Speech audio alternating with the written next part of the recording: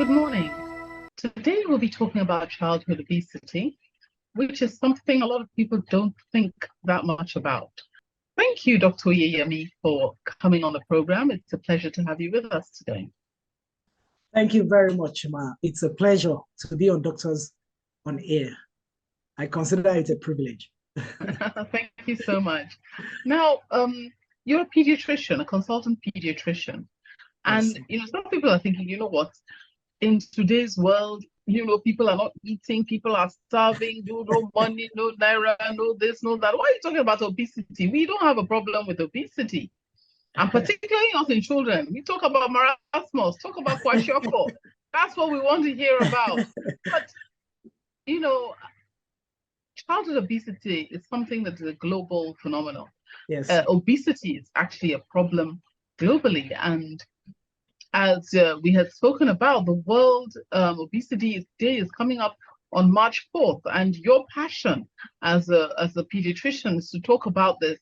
And obviously the theme is, as you mentioned, is let's talk about obesity. So can you tell us, why do you want to talk about obesity and childhood obesity in particular? Okay. Why I want to talk about childhood obesity is because first, I'm a pediatrician.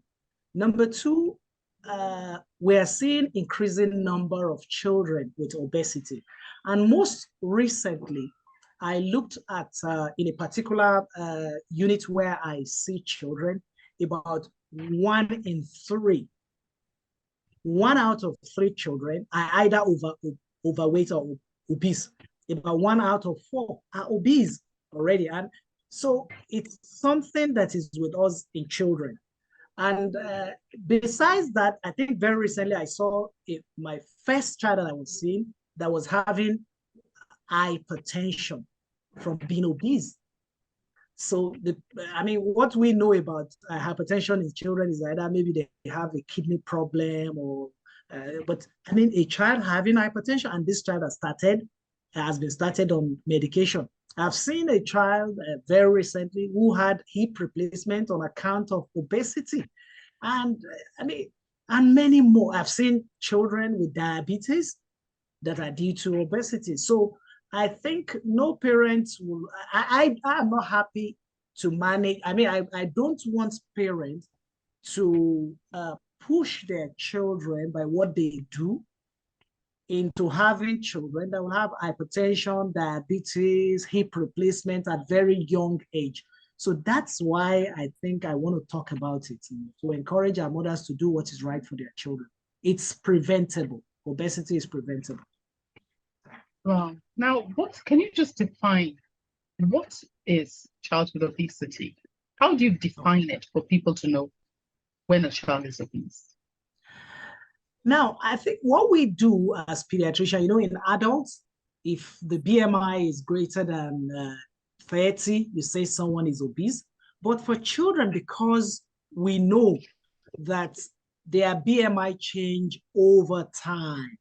So what we do is to measure their BMI, that is their weight divided by their height squared, to see. It's like comparing their weight with their height. If in a way the weight is much more than the height, it gives us an idea that this child is obese. And for children less than 2, for example, for those who are interested, you can check the WHO chart or the CDC chart. The WHO chart, for children less than 2, if the weight of the child compared with the height is greater than what we call the 95th percentile. And what does that mean? What it means is that if out of 100 children, one child's weight is bigger than children of the same age, of the same sex, of the same height, more than 95% of them, then that child is obese. For children older than 2 years, we calculate what we call their BMI. And if their BMI is greater than 95 percentile, meaning that the BMI of a child, out of 100 children, if your child's BMI is more than that of 95% of children of the world, then it means your child is obese, while And I'm overweight is very, yeah, yeah, what is very interesting is that a lot of people don't see yeah. obesity, particularly in children and babies. Yes, I They agree think with the you. fatter the baby, the cuter the baby. So sometimes Yes, you see these babies that are looking really almost like if they're about to birth. They say, yes, oh, how do you look at his cheeks? Look at his cheeks. And so, yeah, and they continue feeding such children. In yes, fact, ma'am. one of my close relations, Yes, at ma'am. a point in time, I had to tell her, your child needs to go on a diet. You can't continue feeding the child like this because the child was Thank really you, obese. ma'am. Thank And what you. she said was, oh no, they told us we shouldn't give the child water. So I give the child breast milk all the time. And so this child was actually in trouble. But interestingly, she didn't listen to me. But Yeah. fortunately, when she went to see another doctor, the doctor said, no way, this child must go on a diet. You have to stop, that you have to stop it. This child is just That's over, right. really, really, the child was obese. But a lot of people don't see that. They So how don't. do you get people to understand that you can be overweight as a baby? It's a concept that really doesn't occur to a lot of Yeah. people. Yes. What I actually do with our mothers is first to make them recognize what are the problems that are associated with obesity in the future. I share with them that I have children now that I'm managing that have diabetes, that have hypertension, that have had hip replacement. And no mother will hear that and will want a child What to live age? that Sorry. issue. What age are these your children with diabetes, The, hypertension? the, the diabetes, 8 years, 11 years. Wow. Now, the child that had hip replacement was at 11. The one that has hypertension is 14. Okay, and she's weighing about 120 something. So now, so now the thing is, so I first tell them what are the problems that are associated with it, and then I make them recognize that evidence has shown that a baby that is obese is more likely to become an obese adult. So if you don't start training this child now, what you are doing is you are programming the child to become obese. So if a child is obese in infancy, the child is more likely to be obese later in adulthood. So that's how I start the discussion with them. So for every visit, we measure the height, we measure the weight, we calculate BMI, weight, height, relationship, and I tell them, this is what the situation of your child is. So, but some others may say, so, the father is plump, the mother is plump, and the child is plump. In fact, they're all Yeah. obese and they may not recognize it. What are the challenges? So, what is you're talking about diabetes and hypertension in Yes. children. When they Yes. become adults, do they have Yes. additional issues that they would encounter as obese adults? Yeah, I think the major problems they are likely to uh, have as adults. I think first is when you have a child that is obese. First, the stigma that is associated with it in school. That is enough to give this child a serious problem, even before they get to adulthood. So it's important that parents should recognize this. People will laugh at them, they call them names. So it's important they recognize that. Now, when did I get to adulthood? I think the problems that are associated with obesity can affect virtually every system of the body. For example, there's an entity that makes the child to have headache continuously, and you will do all of the tests, you won't find anything. It's called pseudotumor cerebri. You understand? It's associated. So a child will be having headaches. You won't be able to find, you won't find anything. You will investigate. So that's one in the brain. Now, not to talk about if the child grows older later and they develop problems of the vessels of the brain associated with excess fat, they can develop stroke. And that is not the legacy one wants to leave for the child. I mean, the heart, when the child grows up into adult, they can have heart attack as a result of that. Now, an adult who is obese may also develop problems of the liver. You understand? The liver may be so sick that the liver can fail. Virtually any organ of the body can be affected. Chronic kidney disease can also develop from excessive fat. Hypertension as well as diabetes can now even make one have problem in virtually every organ of the body, including blindness, including having to have amputation. I mean, it's not something. I think the important thing is that parents should plan to leave a legacy of good life in the future. Just like we save money for our children, we don't want them to suffer in the future, we want them to have a good job. So we should also prepare that they have a healthy life in the future.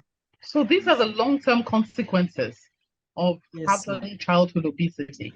But can you just tell us, what are the common causes? How does a child become obese? Okay. Now, I will just want to share what I share with some of my patients in this regard. The 80-20 principle, so to say, not Pareto per se, but for us to understand that 80% of our weight is determined by what we eat, while 20% is determined by how much activity we do. Because you find somebody focusing, the child is already obese, and then they say he must exercise 1 hour every day. Meanwhile, we are not ready to reduce the pizza. We are not ready to reduce all of that. And we expect that the child's weight should drop. Now, I ask mothers, if a child does not eat for 5 days because the child is sick, is the child likely to lose weight or not? It's clear. It will be obvious to an outsider that this child has lost some weight within 5 days of not eating. But 5 days of exercise is unlikely to make you lose any weight, okay? It's not going to press the button. So it's important for us to recognize that what makes us fatter than we should be is if we consume more calorie than we need. What do we need calorie for? We need to grow, and we also need to play as children. We need to be active. So if a child is very active and is growing, and we are forcing that child to eat more, what is likely to happen is that the child is going to lay down that calorie, and that will make the child weight. So it's an energy, it's a product of energy balance. If you take in more than you need to grow vertically upwards, and you consume more than you need for your activity, then you are likely to be fat. Now, that does not mean that there are no other conditions other than food and activity that impact on, that can result in obesity. For example, we have some children that are born with some problems, genetic, that can make them fat.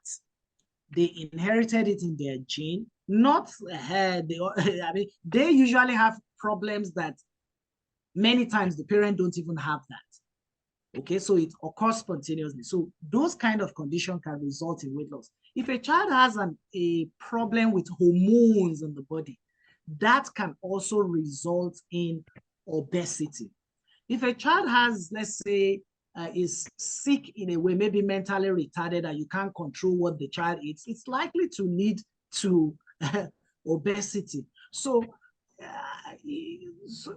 there are multiple factors that can lead to obesity, but by and large, the most important factor is actually the balance between what we take in and what we actually need to grow as children, and what we need to be active as children. Thank you, ma'am. Wow.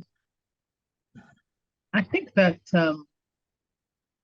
that's important, the balance between food. And I don't think it's just children alone. No, I think that actually applies to all of us. Yes, and, you know, it's something that we all have to take on board, as all of us battle with weight as we get older. But yes, apart from that, are there any other causes apart from food and lack of exercise?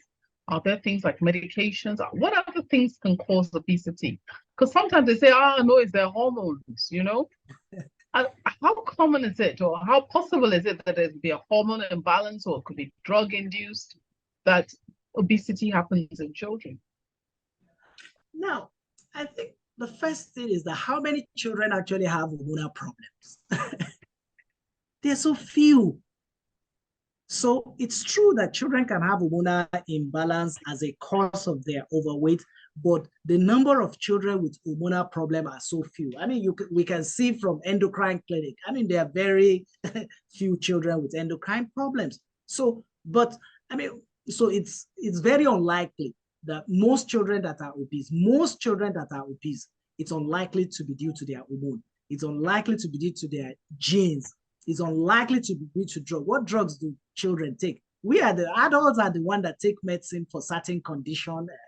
So it's not common to find children having obesity as a result of all of. I mean, out of the number of children that I evaluated recently, I didn't see anyone that has any hormonal problem, and we did all of their profile.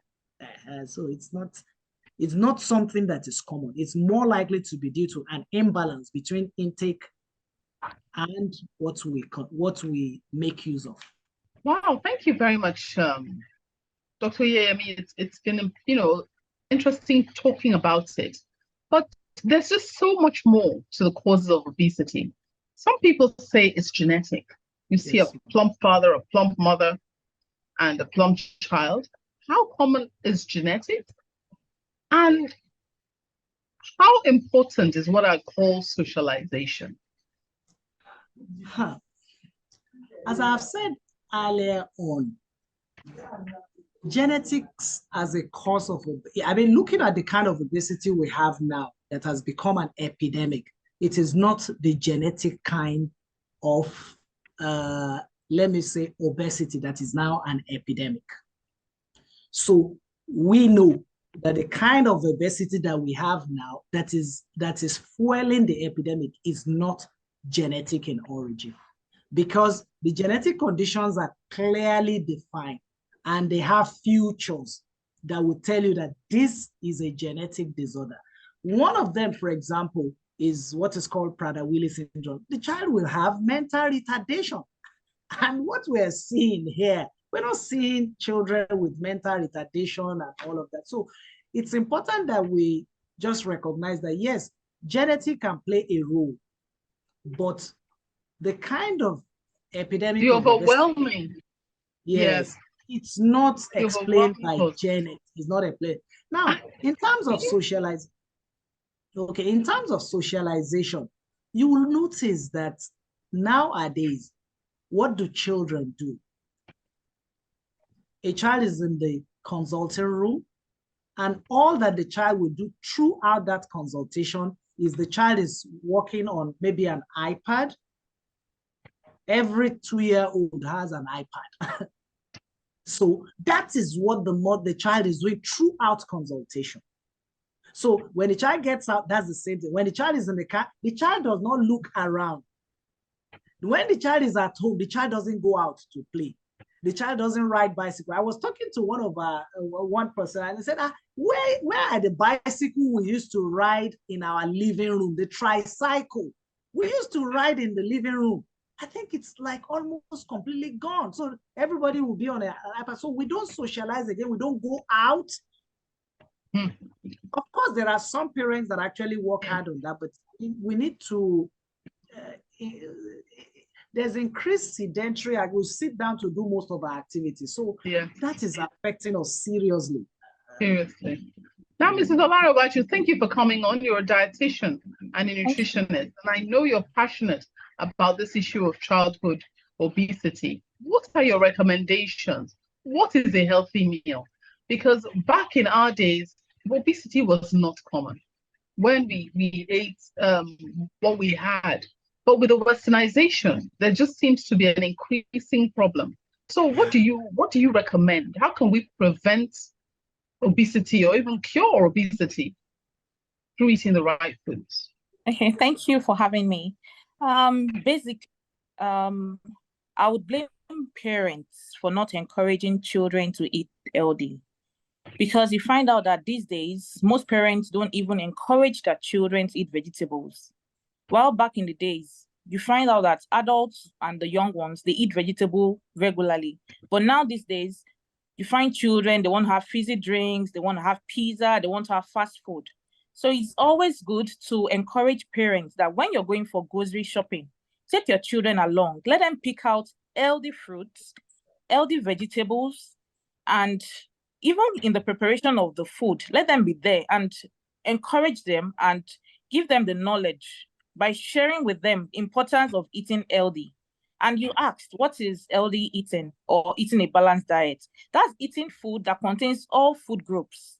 So you find out that even at home, some parents say, oh, I don't eat this kind of food. It would obviously affect the child, because as the child is growing up, he's not used to his parents or our parents taking fruits and vegetables. So you find out that the child just wants to have a fizzy drink, not wanting vegetable. You find out that these days they say vegetable is boring, but you can make vegetable as interesting as possible for them. You can do tasty soups for them, tasty broth for them, instead of giving them fizzy drinks. And also encouraging children to eat as a family. Lagos is a busy place where you find out that people are not sitting down to eat together as a family these days. Well, if you eat together as a family and everybody is served all food groups in a meal, then they know that, oh yes, this is an important meal and I have to take it. Like breakfast, it's very difficult to find a family in Lagos now that takes breakfast, but it can be incorporated, even if it's the weekend that parents are home. On Saturday and Sunday, you can ensure that you eat breakfast as a family. That would encourage the child to know, okay, this is what we imbibe in my home, and I would continue with this as I grow up. Now, that's actually something that's very interesting, because when you say, what do parents do? A lot of parents, when they want to reward their children, or when they want to show the children we are having fun, invariably are taking their children out to fast food places, Domino's and, all this chicken and chips and, all of those fast food joints. Having, as I mentioned earlier, a lot of pizza, soft drinks, ice cream, So there are just so many things that we didn't do back in our day and are now considered that's the way to have fun. So actually, when we are socializing our children, we're not looking back on the healthy food that we used to eat, but we're actually telling them, you know what, forget when you get rich, when you have money, whenever you want to have a good time, come out and spend it on fast food. Yeah. So the orientation to the children now is changing. Yes, it is. And it's also recommended for parents to ensure that they give their children low-fat products, low-fat, such as cheese and yogurt. Those are healthy as compared to ice cream or the fizzy drinks. You can also give them lean meats, poultry foods. Fish is also a very good source of protein for children that are growing up. And it's always recommended for children that are 2 years and above. The consuming of sugar is very delicate in children. So we say just 10% of their daily intake should be of sugar. That's about between 10 to 12 teaspoons of sugar for the whole day. But you find out that a child wants to take beverage in the morning, they want to have fizzy drinks, and that is going beyond the required sugar they're supposed to have. And when there's too much accumulation of sugar in the body, of course, it will store in the body as fat, so which is not healthy for the children. Yes, and it's very interesting. I was offline, we were just joking at a person said, back in the day, one soft drink was shared between 3 children. Now, children are having 1, 2 a day. In fact, in my day, you didn't even have soft drinks at home.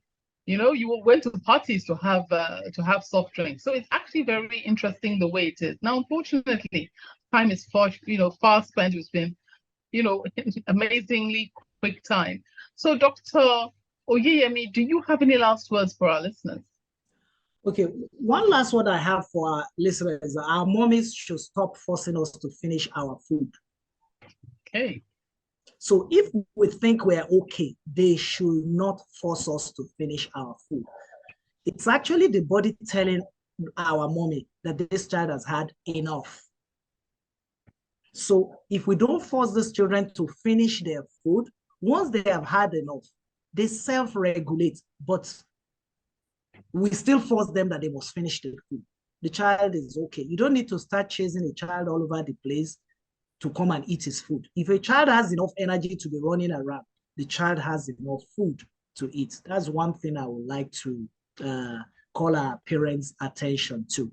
And then number two is that as parents, we should also help ourselves.